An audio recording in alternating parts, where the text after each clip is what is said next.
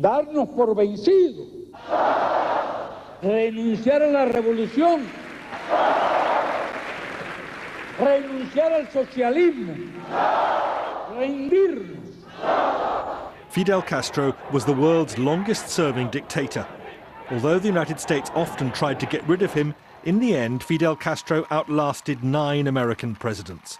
He was a constant irritant to them, a communist leader right on their doorstep.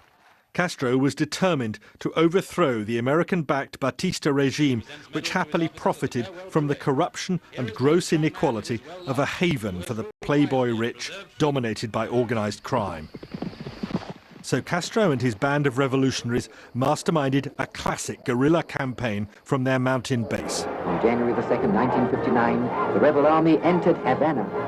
Castro had triumphed, Batista had fled, and Cuba had a new government, with the legendary Che Guevara among its members. Its promise to give the land back to the people and defend the rights of the poor. Soon afterwards, Castro went to America, saying he wanted to be friends with his powerful neighbor, but he felt rejected when President Eisenhower wouldn't see him. Snubbed by the Americans, Castro claimed he was driven into the arms of the Soviet Union and its leader, Nikita Khrushchev. Cuba had now become a Cold War battleground.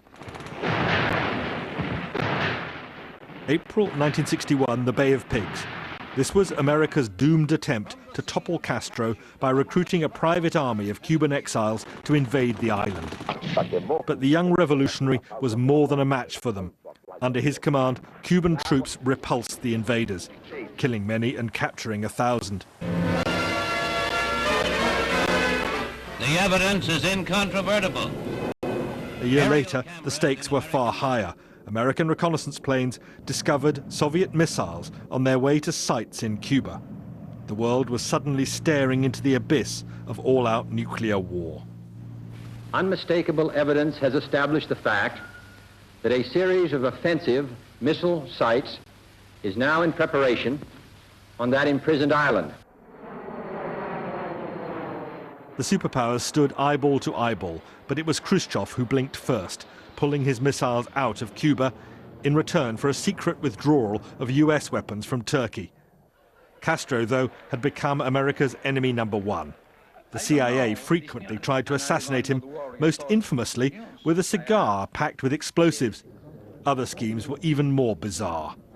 This was a bright idea, that if we got a certain powder to him, if he put it on, his beard would fall out and the Cuban people would all fall over laughing and he would be ridiculed.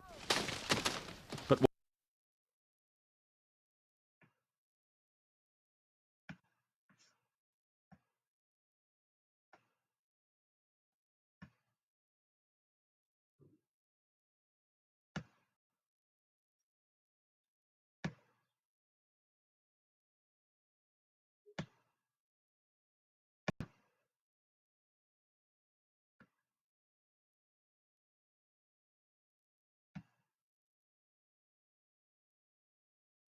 the Berlin airlift, the biggest airlift in history. Dateline Germany, 1948.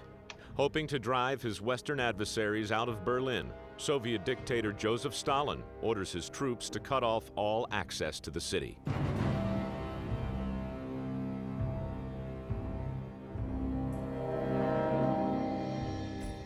Blocked by land and sea, the Allies respond from the sky with the most massive airlift in history. On June 26, 1948, a fleet of U.S. Air Force C-47s carries 80 tons of food into Berlin. This landmark airlift is but the first of what will become a mammoth mission of mercy. They airlifted cargo to keep the population alive, to give the population resources, energy. 2/3 of all the cargo that was brought over was coal because the Soviets had shut off the electricity supply to the western parts of the city. Obviously, during the winter, this was a particular problem.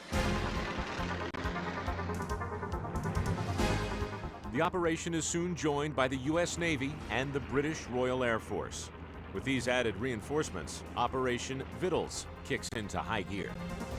On Easter Sunday, April 16, 1949, the Allies organize the Easter Parade. an airlift that will be the dramatic climax of Operation Vittles.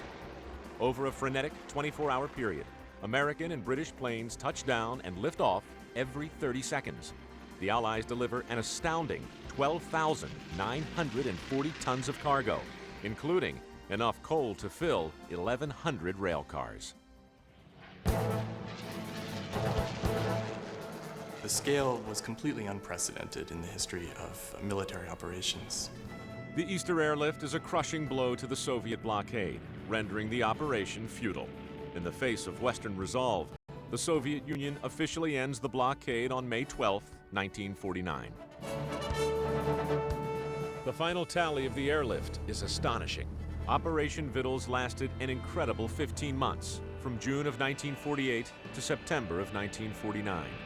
By the end, American and British pilots had flown 92 million miles on 277,000 flights, delivering nearly 2.3 million tons of supplies.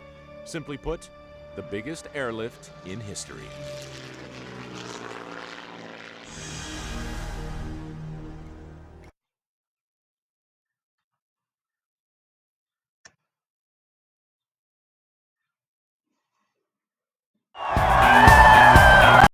Celebrations in Germany to mark an anniversary of the fall of the Berlin Wall.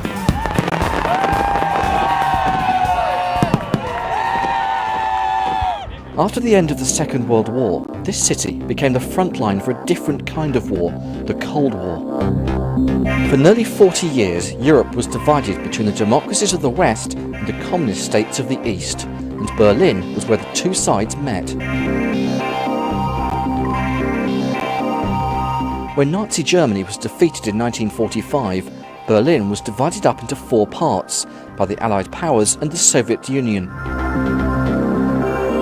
As post-war Germany started to rebuild, two countries were formed from the rubble: a free market and democratic West Germany and a communist-controlled East Germany under the influence of Russia.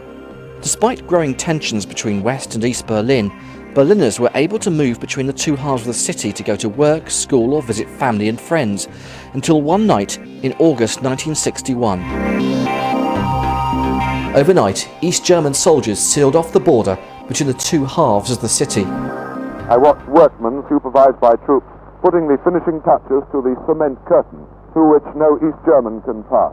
The first and main shock we had was 61, when they built a wall right through a city. It was not an ordinary wall around a city to protect it from enemies, but it was a prison wall through a city.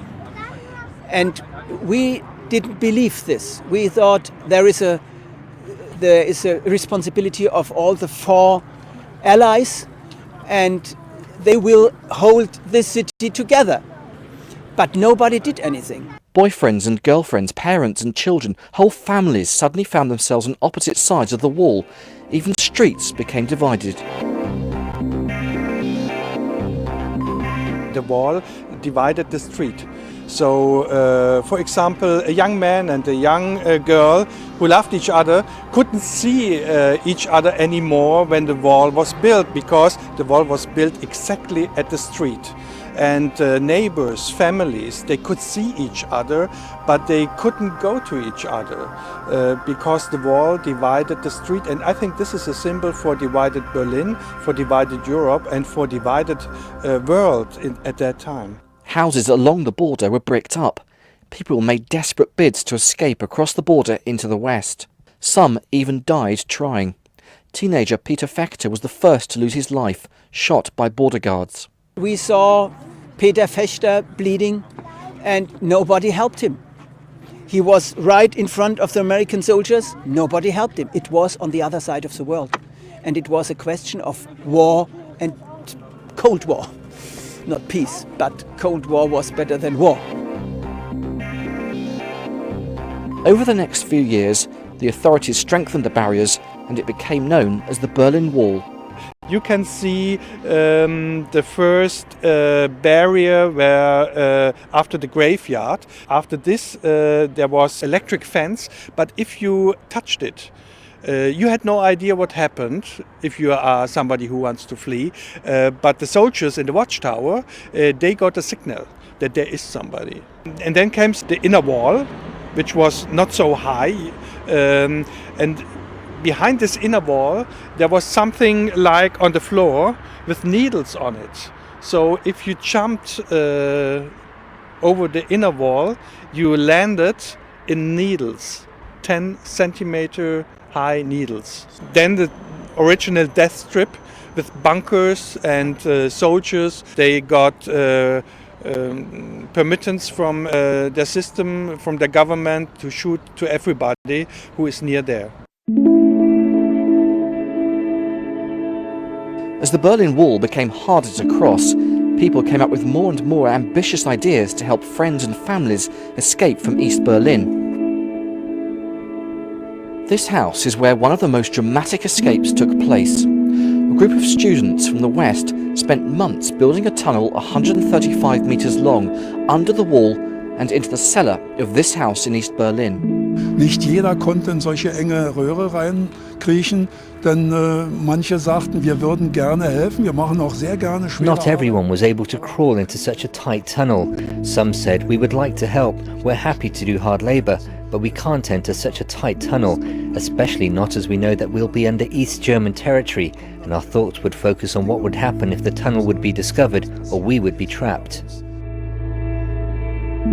An den Seiten lagen also auch Tunnelgräber oder saßen. People who dug the tunnel lay on both sides. They calmed the refugees down. Stay calm, they said, to avoid panic, and they passed my baby along. We had to crawl on all fours. It might have been possible to do this on your own, but it was calming. And we crawled for 135 or 136 meters and climbed up the stairs. Then I fainted for the first and last time in my life.